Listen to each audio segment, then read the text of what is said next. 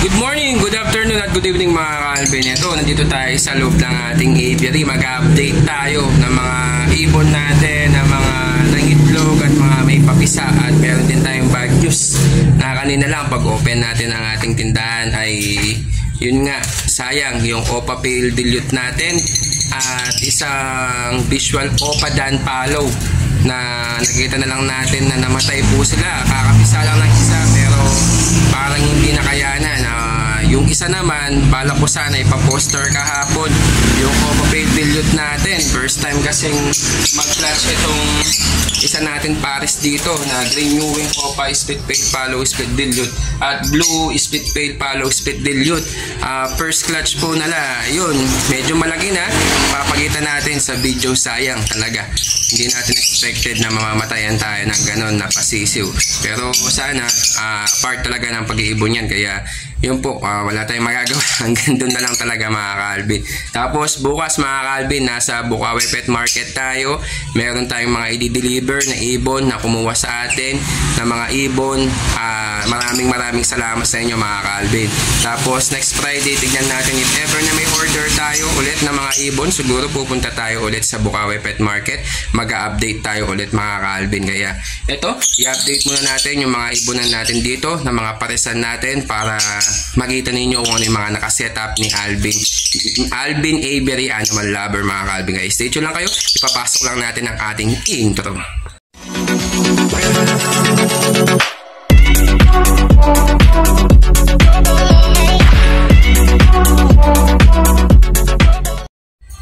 At ayan na mga ka-Alvin, ito yung mga nakaset natin na isang pares na Green Split Opa Split Ino at Green Opa Split Ino. Silipin lang natin kung may itlog sila or wala. Ito mga ka-Alvin para mapakita natin kung meron po silang itlog. Halos wala pa, almost nesting pa lang mga ka-Alvin Kaya sana makapagpalabas tayo dito ng mga Lutino o Opaline mga ka-Alvin.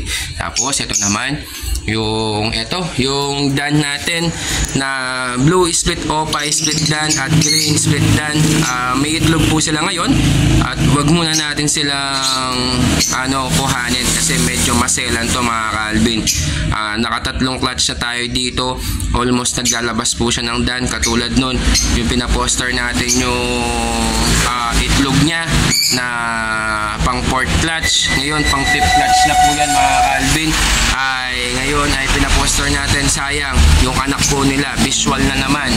Kaya salamat kay linyada po yan ni Blue Split Opa Split Dan, kay Jeffrey De Los Santos, kumpare natin, at saka yung isang Green Split Dan na galing kay Yuno Aviary na kumpare natin. Huwag muna natin silang istorbohin, hayaan muna natin sila para hindi po sila may stress or mabulabog mga ka-Alvin. May itlog po sila para po mag-fertile ang mga itlog nila mga ka-Alvin. Pang 5th clutch na po yan, wala po silang humpay na naglalabas ng mga Dan Palo. Sayang, hindi tayo nakakapagbuhay ng Dan Palo dahil dito. Ewan ko ano yung problema mga ka-Alvin, mahirap magpalabas ng Dan Palo. 5 clutch na po yan, laging naglalabas ng mga Dan Palo. Kaya ngayon, hayaan lang natin, sana makapagpalabas tayo. Sayang, yung isa natin, nakapagpalabas na naman siya ng Dan Palo mga ka-Alvin. Tapos ito naman, itong binibenta natin, yung nakaraan na Green Pale Possible RF. Hindi to, mali to mga ka-Alvin kasi ito Project Opa Dilute din to po ito. Opa Pale Dilute mga ka-Alvin. Hindi ko pa napalitan to kasi nilalagyan ko na lang ng mga tape. Tatanggalin ko na itong mga postcard na to mga ka-Alvin. Ito, silipin lang natin kasi back to back Opa Pale Dilute to na galing kay Sir Pet Shop ni Bricks na proven breeder din po sila. Ayan check lang natin. Ayan mga ka-Alvin, may itlog po sila.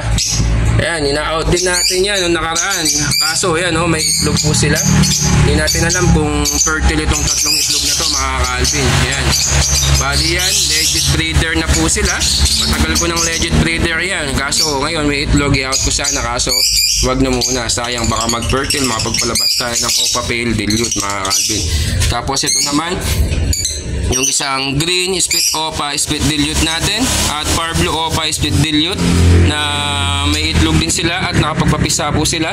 Huwag muna natin sisilipin para hindi mabulabog, sayang kasi baka may stress po yung mga hinakay or mga yung mga parents po nila baka patayin yung mga anak po nila kasi kakapisa lang September 27, almost kahapon lang mga ka-Alvin, kakapisa lang po, kaya hayaan muna natin mga ka-Alvin.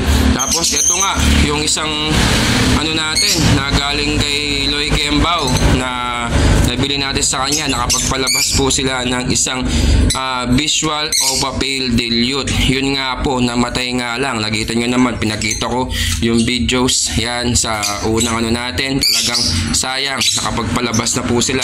Ibig sabihin, proven po sila na Opa Pale Dilute. First time po kasi mangitlog sa atin to mga ka-Alvin, kaso yun nga, hindi pa sila talaga totally sanay na magpalaki ng mga sisiw ng mga African lovebirds mga ka-Alvin. Kaya bala ko sana kahapon ipaposter ka na, kaso wala. Sabi ko ngayon, yun, pagdating ko, pag open ko ng nest box nila, hinahanap ko, akala ko nabutiki, ayun pala, nandun sa sulok, patay na mga ka-Alvin. Sayang po. Tapos ito naman yung project Green Pale Possible RF Possible Dilute na galing kay paring Rocos Aviary.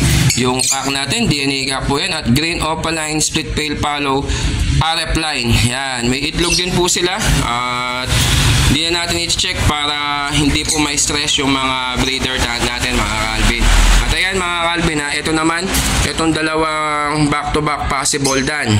Isang Violet, possible Opa, possible Dan. Ayun nga po, anak po yun ng kay Jeffrey De Los Santos at saka kay Yuno Aviary mga ka-Alvin. Ayan, papakita lang natin. Ayan po sila.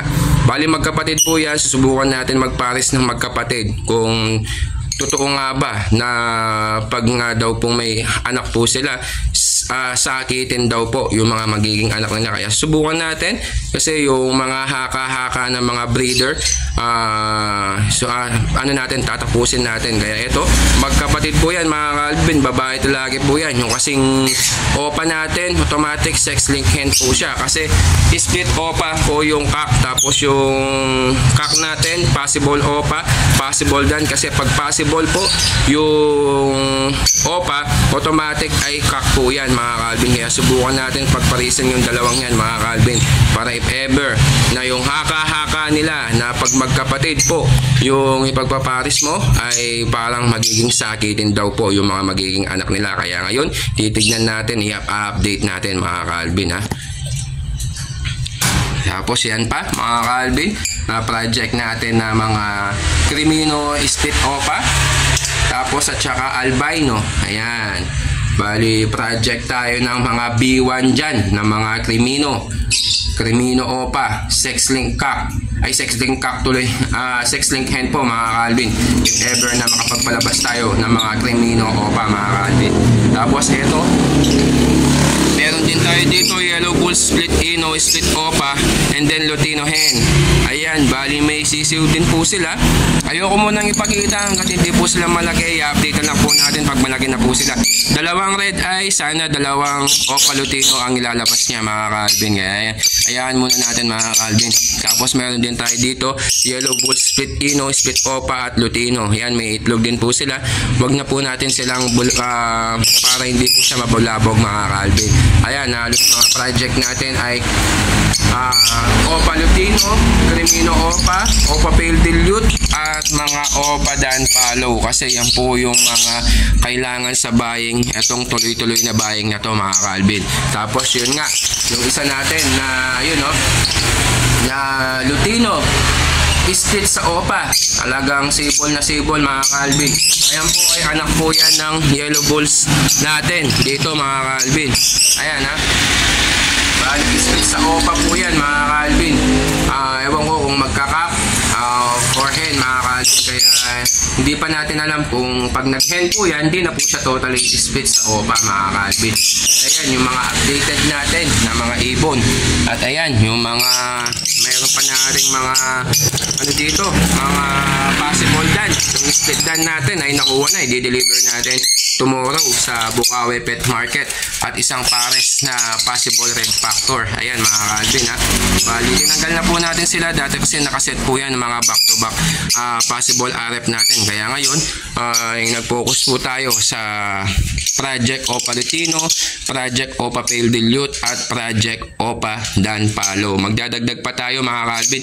Tatanggalin na natin yung Project Opa Personata natin at saka yung isang ano natin na galing kay Sir Pet Shop ni Bricks. Papalitan natin yan mga Calvin kasi mag-project tayo more on mga Crimino Opa, Lutino Opa at Opa Pale Dilute, pati yung mga Opa Dan Palo mga Calvin. Kaya hanggang dito na lang mga Calvin. At least na-update ko po kayo dito sa ating ibunan ka.